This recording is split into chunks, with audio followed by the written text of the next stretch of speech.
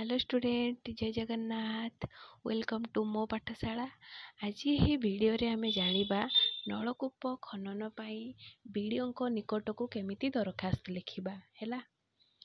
तो देख, माननीय श्रीजुक्त मंडल उन्नयन अधिकारी तुमर जोड़ा थी तार ना लिखिदेव। तापर महोदय समीपेशु तुमर ग्राम पंचायत ना लिखिकी ग्राम जरिया देवा, सरपंच जरिया देवा। विषय कौन लिख, नलकूप खनन निमंते निवेदन। विषय नलकूप खनन निमंते निवेदन।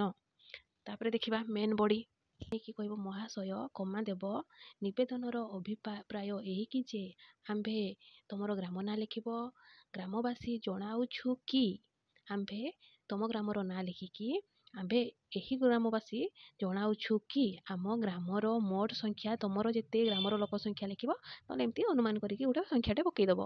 आम ग्राम मोट एतिकी लोक बास करती। ग्रामर लोक माने कूओ पोखरी पानी व्यवहार करी चलती। जो कूओ एवं पोखरी पानी व्यवहार करी चलती ताहा एते गभीर नुह।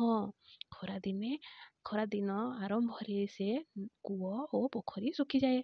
पानी टोपाए पाइबा पाई लोक माने दुख कहले न सरे। एतिकी गोटे पाराग्राफ लिखिदेव। तापर नेक्स्ट पाराग्राफ चेंज कर।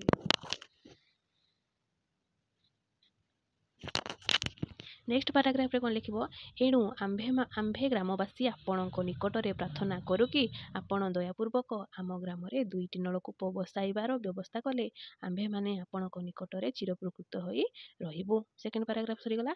एबे इतिरे लिखिब आपणकर ग्रामवासी वृंद।